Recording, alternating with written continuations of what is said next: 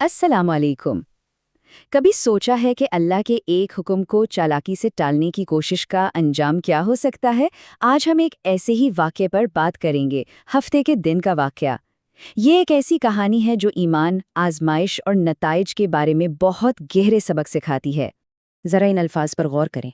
देखो, हमें क्या बना दिया गया है।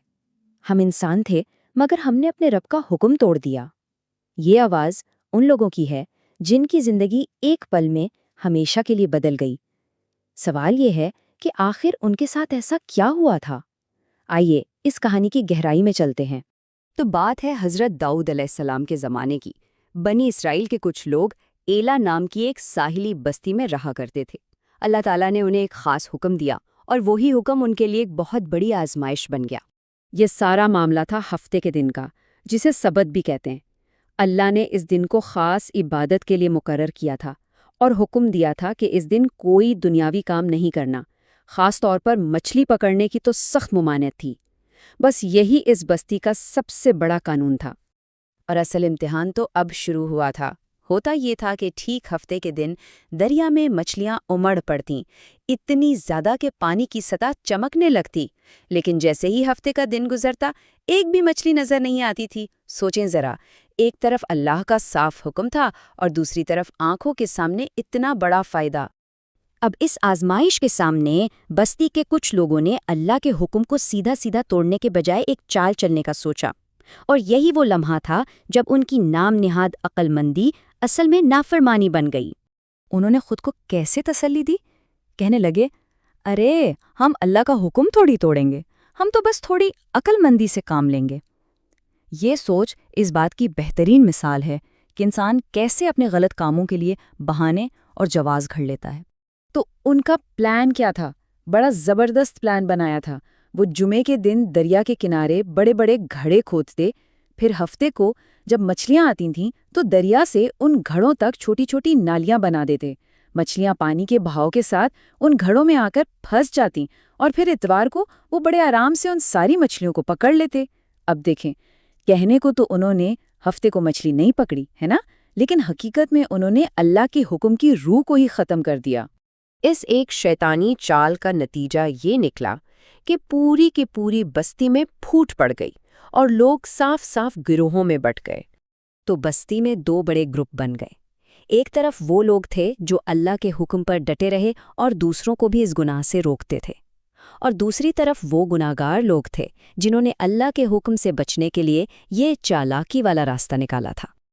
और ये बंटवारा सिर्फ सोच का नहीं रहा।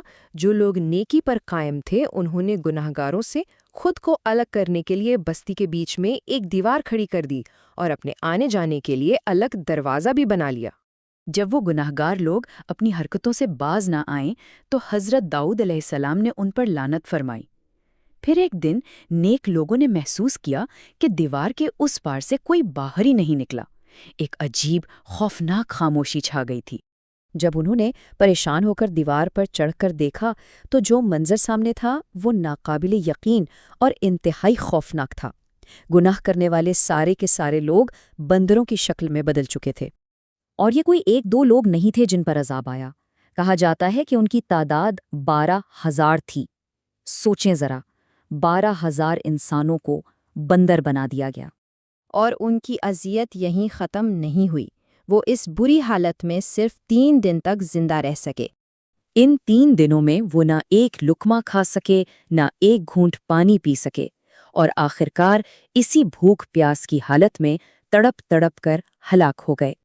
और सबसे ज्यादा दिल दहला देने वाला लम्हा वो था जब नेक लोग उनके पास गए। वो बंदर अपने रिश्तेदारों को पहचान रहे थे, उनके कपड़े सूंघ रहे थे। जब उनसे पूछा गया क्या हमने तुम्हें इस काम से मना नहीं किया था, तो वो बोल तो नहीं पाए, बस अफसोस में अपना सर हिलाकर हाँ में जवाब दिया। तो इस पूरी खौफनाक कहानी से क्या सबक मिलता है?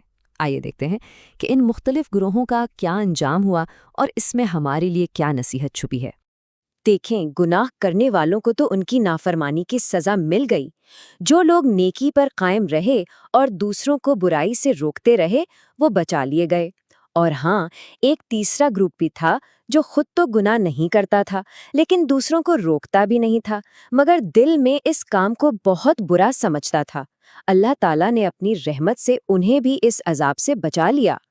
تو اس واقعے کا سب سے بڑا سبق یہ ہے کہ اللہ کے احکامات سے بچنے کے لیے ہیلے، بہانے اور شیطانی چالیں چلنے کا انجام کتنا خطرناک ہو سکتا ہے، اور یہ کہ جن پر اللہ کے نبی کی لعنت ہو جائے ان کا دنیا اور آخرت میں تباہ ہونا یقینی ہے۔